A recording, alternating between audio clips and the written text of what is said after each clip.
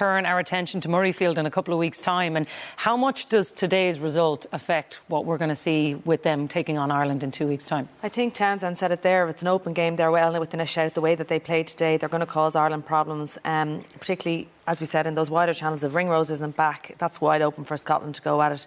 However, I would imagine Ireland be more pragmatic in their approach to how, in comparison to France and how they played, like they overplayed in their own half. Ireland will be using putting boot to ball and playing in the right positions on the pitch.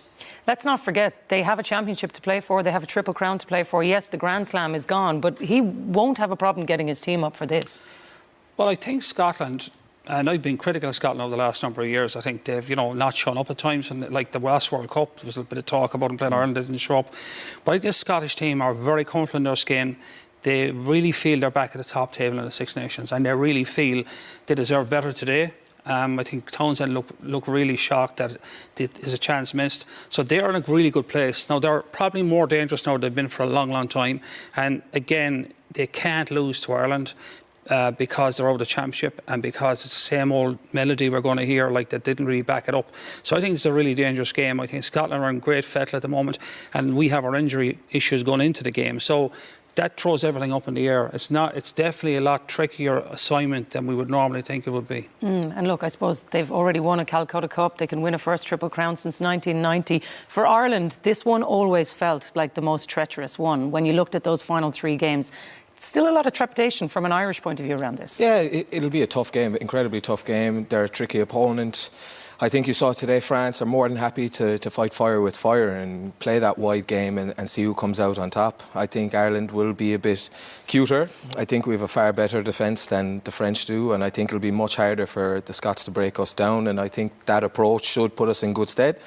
But I'm under no illusions it'll be an incredibly tough game. Murrayfield's a very hostile environment, and they do want to get one over us. They've been waiting a while now, so it's going to be a very, very exciting game, but I fancy we should have too much. So defensively, look, Gary Ringrose, I think even with him not being there yesterday, you see what we've missed. So Ireland's injuries are going to be crucial to this in terms of how we go about it. Yeah, both in the centres. We'd imagine that you'd hopefully have Ringrose back, hopefully Sexton will be back. For me now, the key worry is tight head prop with Bealham now gone. Is Furlong going to be back? Is he going to be fit? He hasn't played in a long time.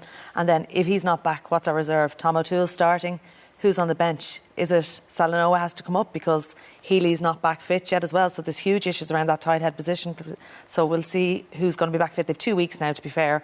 So hopefully someone will come through fit. Yeah, and look, I guess maybe that is the fixture list has been in a way a little kinder to Ireland, that it allows that maybe get over the Italy week, another break, and as Fiona said, another couple of weeks to get everybody fit and firing for a potential shot at a Grand Slam. Yeah, I mean, we have momentum as well, and probably more momentum in Scotland. That'll knock a lot of wind out of them today. But I think in their own heads, they'll feel aggrieved they lost today, and they'll see the Ireland game as another chance to reignite their season and finally prove the doubters like myself, that they're a better team than You're not the only one, to be fair now, yeah. But I have to say, I just think Scotland are in a very good place, and I think for us to get a result in Murrayfield, we will have to be in a very good place as well. I agree with Fiona. The only thing I'm a little worried about is the injury profile for Ireland.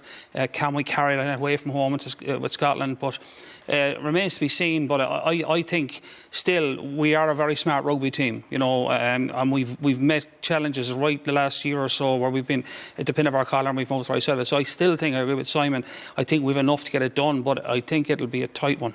Yeah, look, and it's a test of how much this Irish team can handle this kind of pressure. Yeah, big time, and it'll test our squad depth as well, and test how much of an impact these guys coming back from injury can have. But yeah, our game plan suits playing against teams like Scotland and France. We can put them under pressure through our defence, and our defence is, it's Andy Farrell's baby. He looks after that very well, and we are, incredibly strong in that area. So I think we should have too much in the locker for them, but as always, you have the threats of, for example, Finn Russell and Duhan van der Merwe, these guys who can score tries from anywhere, so we'll have to be switched on for 80, but an Irish victory in Murrayfield sounds good. Oh, it certainly does. We are counting down the clock towards it. We're going to have to leave it there, but my thanks to Fiona, to Simon and to Ed.